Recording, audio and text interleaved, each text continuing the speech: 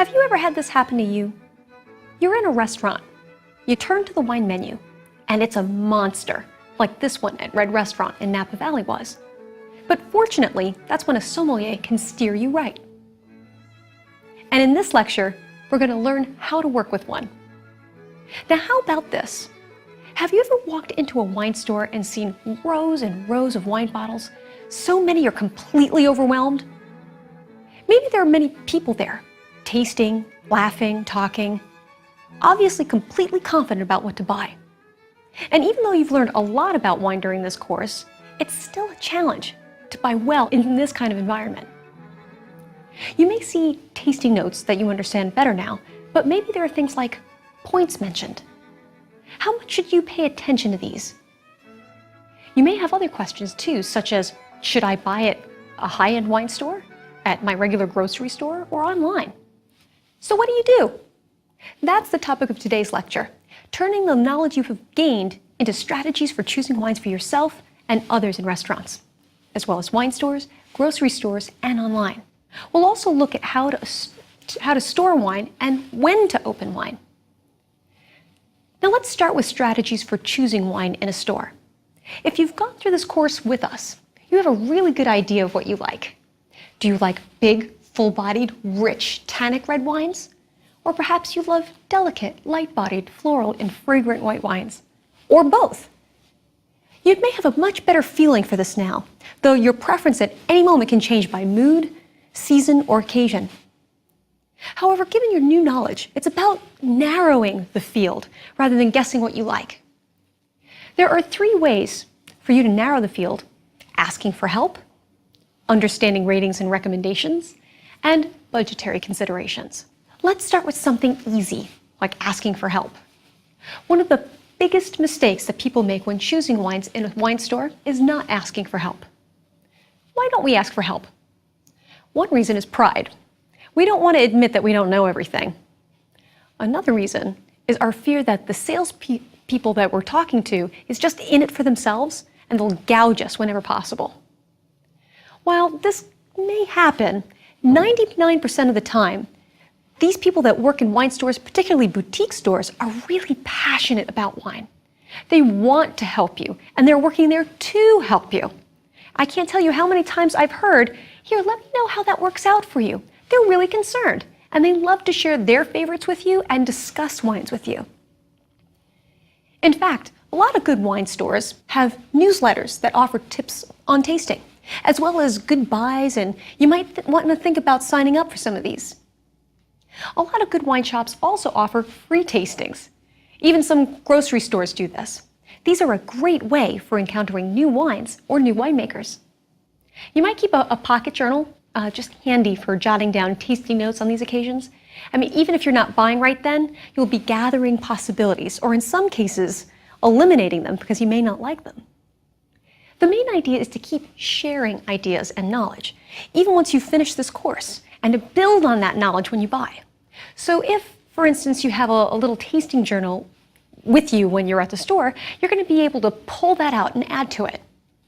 Then you can look for vintages, regions, noble grapes, similar to the ones that you know that you like. This will be especially helpful when you go to discount stores, where you may be able to get great buys on some of the larger or older wineries. On the other hand, if you carry a label cheat sheet with you, even if you don't recognize the name of a wine, you can dissect the label using the rules we've talked about to find the better buys. Even I need help. As a master of wine, I've tasted a lot, but not even an MW has tasted every single producer from every single region that's out there. That would take several lifetimes. The staff in a wine store has generally tasted every wine in that particular store, so I have no problem asking for help. Now, if I can ask for help, I know you can too. In grocery stores, it usually won't be the case that the staff has tasted all of the wines they're selling, but many grocery stores, as well as most specialty wine stores, have what is called shelf talkers. You've probably seen these little signs. They might describe the tasting notes or possibly food pairings for the wine. They may have helpful facts too about the winery or the vintage. These are useful guides that can point you to a great wine when you're feeling adventurous. The shelf talkers often include references to rating points, such as, this wine has received 89 points from the Wine Spectator magazine. What does that mean? Is that good? So let's talk ratings. If you picked up one of the wine magazines I suggested for this lecture, open one or more of them and find a review or two. See if you can tell what's high in the critics' priority list. Wine critics assign numerical classifications to wines, which they've tasted, and these are recommendations for what to buy. Sometimes critics work for a trade magazine such as Wine Spectator or Wine Enthusiast, or they are recognized as notable wine critics, perhaps for a particular region. You may have heard of the critic Robert Parker, for instance, who was especially known for his Bordeaux ratings. Robert Parker made his name as a critic when he correctly identified the 1982 Bordeaux vintage as a great vintage. Other critics were less favorable towards this vintage during the En Primeur. Remember from Lecture 10, En Primeur is the future sales of a particular Bordeaux vintage in the spring following that year. I mean, the wine isn't released until 2 years later, but they tasted that time to determine the quality of the vintage. And it turned out that the 1982 was indeed one of the great vintages of the 20th century. And many of the Bordeaux producers now will not price their wines until Robert Parker has reviewed them. Many ratings are based on a score out of 100. So 85 out of 100, 90 out of 100, and so on. But you may also see stars. The more stars a wine has, the higher the rating. In Italy, in the magazine Gambaro Rosso, they rate wines with glasses, or bicchieri, where the tre bicchieri, or 3 glasses, is the highest rating for a wine. Understand, too, that not all ratings are treated equally by the trade. Because of the internet these days, any schmo who has a blog can rate wines, and for some reason, people believe them. However, in the United States, names that the trade generally follows include Robert Parker for Bordeaux, Gambaro Rosso for Italian wines, and Alan Meadows, for example, the Berghound for Burgundy. The two magazines whose reviews that the industry respects and recognizes are Wine Spectator and Wine Enthusiast. By no means am I saying these are the only people worthy to rate wine, but they are established, and if one of them gives a wine more than 90 points, generally the wine is sold out very quickly. So if you see something reviewed this way and positively by one of these sources in your wine store or grocery store, you may want to take a chance on it. So what happens when you have two highly credible critics that disagree? Say, one rates a wine 98 points, and the other one gives it 89 points. Who do you trust? Now understand that each critic has their own set of parameters in which they rate wines. Now in Lecture 2, I mentioned that I used 12 parameters of quality when I was using for my Master of Wine exam. However, it struck me as I was studying that all of these 12 parameters, even if we totally agreed on all of them, people prioritize them differently. Kind of makes sense. We all have our own set of priorities. What this means to you is that you should find a critic whose priorities are similar to yours. But how can you tell? Just look at what they write. The noted critic Jancis Robinson, who's a master of wine, speaks of refreshment and finesse, and that's mentioned at the top of her notes. While critic James Lauby of Wine Spectator speaks first and foremost of the wine's concentration and richness and jamminess. So who do you trust? The answer is your own palate. If what a critic writes matches your preferences, then follow that critic. If not, I wouldn't. Chances are you're going to be disappointed. And what about buying for someone else? That can be a bit tricky. First, if you know the person well and you know what they like, then you can easily narrow the field. So let's say you're in a wine store trying to choose a wine for someone else, or maybe it's for a party. If you don't know their favorites, you can get some clues to what they may like if you just ask them the right questions before you buy. For example, you might ask them things like, do they like their coffee black, or do they prefer it dark? Do they like dark chocolate? This will tell you about their tolerance for tannin and bitterness, because black coffee can be quite bitter. Now, what about if they take their coffee light and sweet? Maybe something is big and bold with a lot of bitterness is not going to be for them. Okay, here's a question for you. Do you like lemon on your fish? This is going to tell you whether or not you really have a tolerance or prefer to have acidity, because putting lemon on your fish adds acidity. Now, how about, do you like spicy food? Well, do you kind of like it mild, moderate, or do you need it nuclear?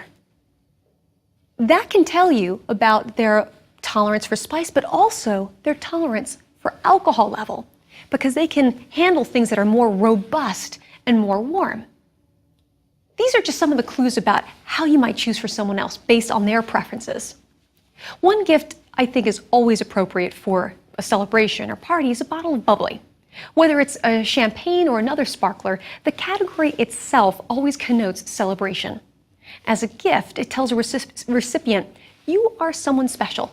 Or you might get a dessert wine, a Sauterne or a Hungarian Tokaj, and that can be an unexpected treat. Now let's talk budget. Are you the type to walk into a store with no idea about how much to spend? The risk with this strategy, or should I say lack of strategy, is that you may walk out with something that you spent way too much on. Or you may walk out with something you bought too cheaply and have unrealistic expectations about how it will taste. So do yourself a favor. Before you walk into the store, plan out your price range. And don't go outside of that range. Your range is something you can easily communicate. And trust me, the people at the store want you to be happy because they want you to come back. Don't assume something that's expensive is always better, though. Do a comparison shop. And remember, you can find incredible values at any price point for every region we've discussed, and especially Chile, Australia, New Zealand, and South Africa. Besides buying in wine and grocery stores, you can also buy wine online. One of our sources for this course was wine.com, but you may also look for databases that will let you compare prices in wine stores worldwide, such as winesearcher.com. When you shop online, make sure that the shipping policy is clear. Many sites have very slow delivery, a week or even many weeks. Also, beware of phantom inventory, wine deals that aren't really available so that you'll end up buying a different wine. Look for real reviews from actual customers. How can you tell if they're for real? Well, not all will be glowing, so some will be actually kind of lukewarm, but hopefully most will be positive. Well, that takes care of buying wines retail. But what about in restaurants? Many people look at a wine list and panic, so they go for a brand they've heard of, or they always choose the same thing. Or they go for either the cheapest wine or the most expensive wine, or wine perfectly in the middle price point, regardless of what it is. However, there are specific producer styles that you may not be aware of. For example, a producer that makes an international modern style Rioja versus a traditional style Rioja, or whether the wine is made in a Syrah style or a Shiraz style, as we've discussed.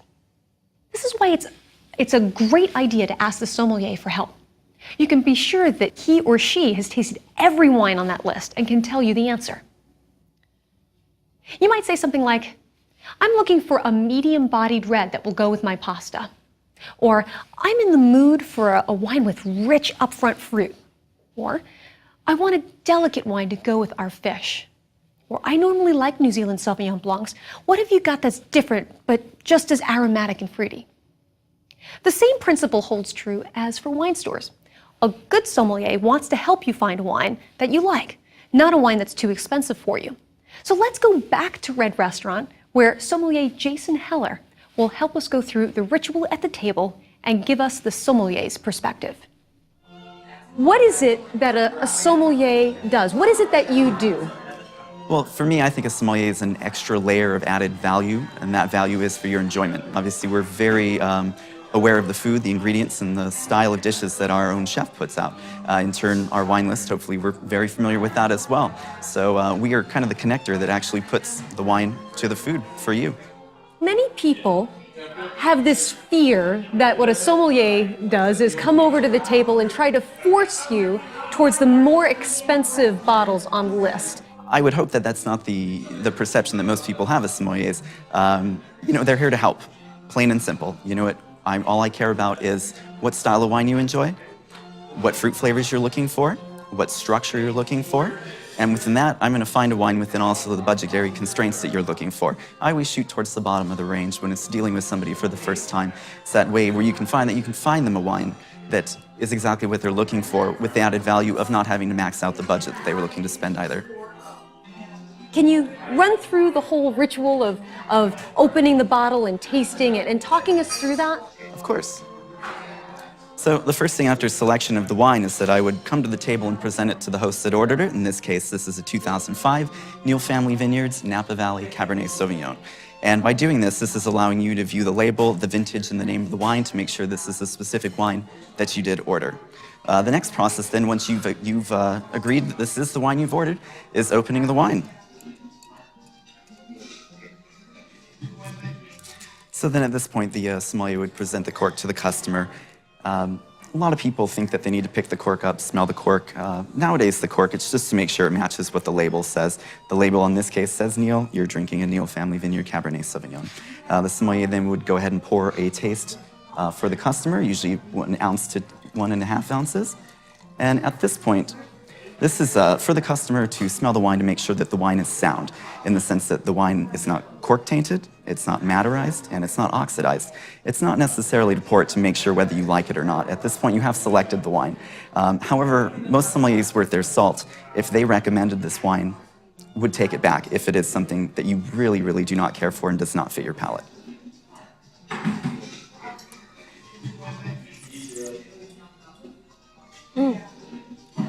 That's delicious. Great. And from there, the sommelier would work themselves around the table, filling all the guest glass, coming back to the host last. And from there, they would go ahead and fill them a full glass also. Upon that, they would normally leave the bottle on the table. And then may I remove the cork from the table? Yes. Thank you. Thank you. I've had some remarkable combinations just by letting the sommelier lead me to them. In choosing wines for your guests at a table, as I've just mentioned, you can ask the sommelier, or you can do the choosing. So, how do you know what your guests like? Ask them. Perhaps they're in the mood for a particular wine, or they have a favorite they want to share. If you have no idea what they like, and neither do they, you can start by asking the questions that I mentioned earlier. How do they take their coffee? Do they like lemon on their fish? And so on. That can be a lot of fun. Sometimes you can luck out because the food selection will make the decision for you. For example, if you're at a steakhouse and everyone orders big, thick, juicy Delmonico steaks, then a delicate, light-bodied wine will get totally overpowered by it. So you might as well go with that rich, full-bodied red. The next strategy is the easiest. Choose what you like. This is the best for you, as at least you know what you'll enjoy.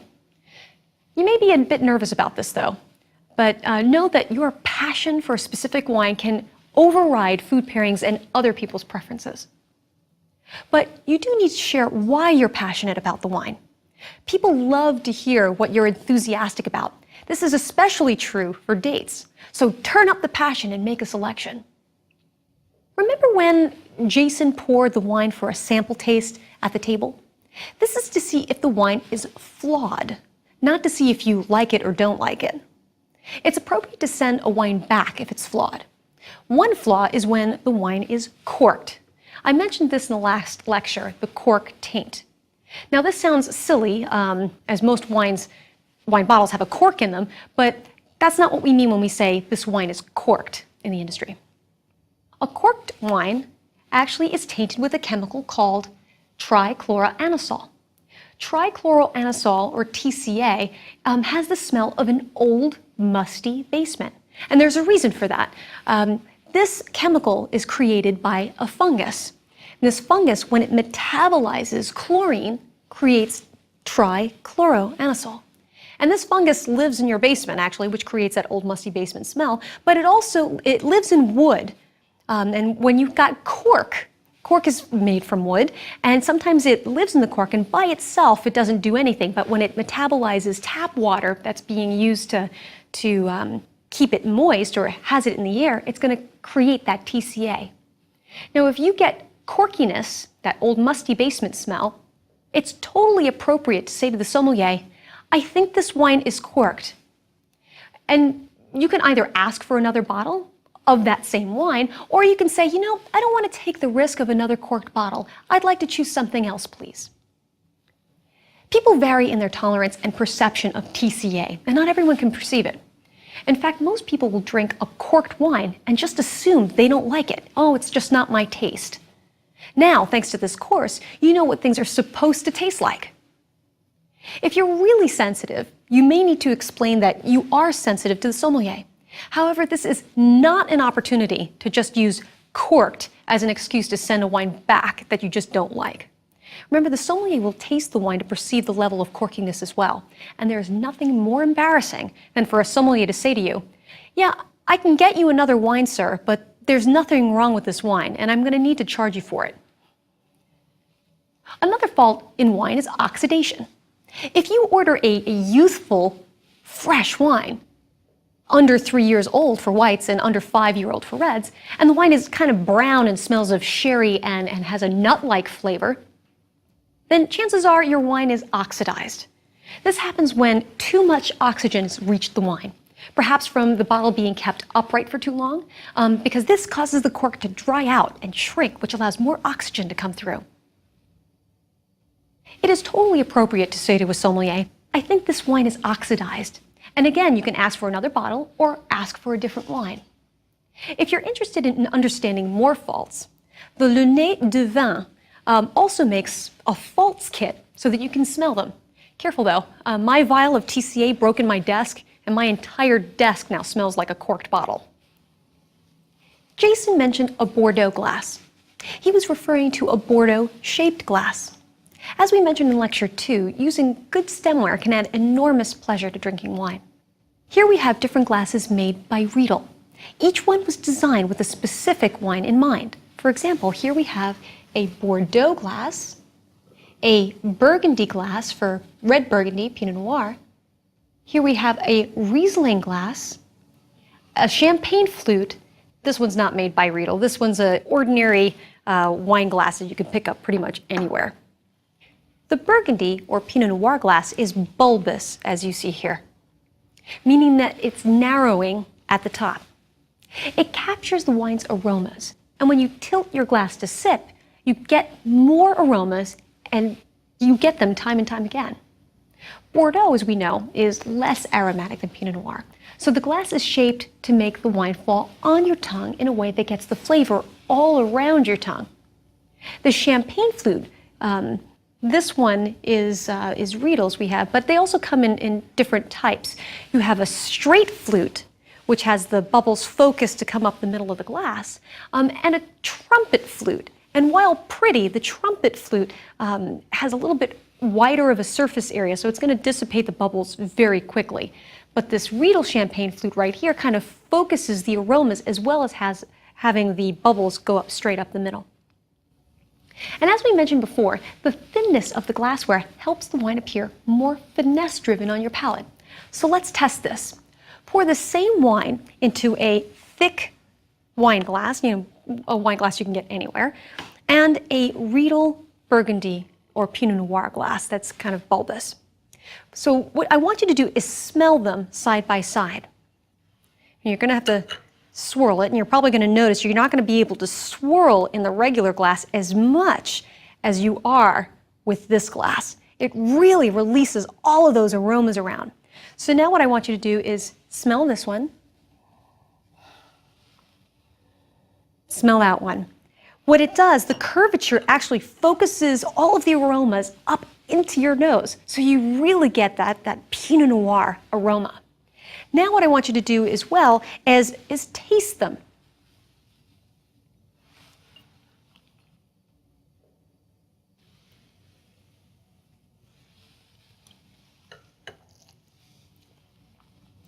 Notice how the Riedel Burgundy glass really allows the wine to fall all over your tongue. And even if you didn't notice that, just notice that how the wine falls on your tongue differently for these two. These are subtle differences, but I hope you can see how it changes how you perceive the wine. And that's the reason why they've done it. Riedel was the first to produce different glasses for different grape varieties and wines. But now there are many different types of stemware on the marketplace. Great stemware can add so much to your enjoyment. Now, how long are you supposed to age your wines? When I first met my husband, he only knew two things about wine: the brand Robert Mondavi and the phrase, the older the better. It's a myth that all wines get better with age. Actually, most wines are intended to be consumed young, meaning within the first few years after the vintage. Only a small percentage of them can last longer, and those include classified growths and sweet wines in Bordeaux, quality wines in Burgundy, vintage Champagne, vintage Port, Madeira, and so on. However, these don't last forever either. Knowing when to open them depends on you more than anyone else. I've seen people who love California Cabernets for their deep, rich color and their fruity, upfront, concentrated blackcurrant notes, and they go out and buy a case and maybe cases and cases of the stuff, and then age them for many years. Then when they go to open them, they're so disappointed because one, they waited too long, or two, they don't like the flavors of aged wine. Remember, as a wine ages, it takes on different aromas. The primary fruity aromas turn into what we call secondary and tertiary. These secondary and tertiary aromas are more like dried fruit, and then more spice tone, and finally to those leathery aromas and flavors. The wine's body becomes less tannic and less concentrated and becomes more silky and more refined and maybe even lighter in body. If you know you like your wines fruity and rich, then choose wines from a more youthful vintage and drink them young. A wine is said to be past its peak when there aren't any flavors left to balance the wine. You'll hear some critics say, well, the wine just fell apart. And that's when you taste the elements separately: acid, tannin, and alcohol. To properly age wines, you need to store them at a proper temperature and humidity, either in your refrigerator or, if you're keeping them for a long time, a special storage unit. If you keep your wines in your closet or next to the radiator, your wines are going to age faster than if they were kept in a cool environment. In fact, when you're buying wine, if it feels warm or is sitting in the direct sunlight, you should probably steer clear of it for this very reason. This is if your wine has not been opened. But once you open your wine, you must put it in the refrigerator. That's true for both white, red, sparkling, fortified, everything. You don't believe me? Let's do this little test. Remember at the end of the last lecture, I said to take 2 bottles of the same red wine, open one, and take a taste. If you didn't do that, it's okay. Just do this experiment later. So the next day, which is today, compare the opened wine to the second bottle you have of that same wine. You should be able to taste the difference. The one that was opened the day before, you should be able to see that the fruit is muted and it almost tastes a little bit more acidic. And the one that you just opened just before this lecture will taste fruitier and more youthful. So that's the difference that you have when you just leave it on the counter the day before. It does make a difference. You see many restaurants that keep their red wines on the counter, and this is likely because they just can't afford the storage space. For some, it doesn't taste that bad, but I can always taste the difference in bottles that were open for the service the day before or the night before. A good way to keep wine fresh after you've opened it is to get canisters of argon, or inert gas, to spray into the bottle. The inert gas is heavier than air, so it pushes out the oxygen. When you cork it, the wine will keep fresh for much longer than if you did just nothing. Now, up next, we'll journey into the pleasures of food and wine pairing. Knowing which wine to pair with which food can help create incredible sensations and take you to an entirely new levels of enjoyment.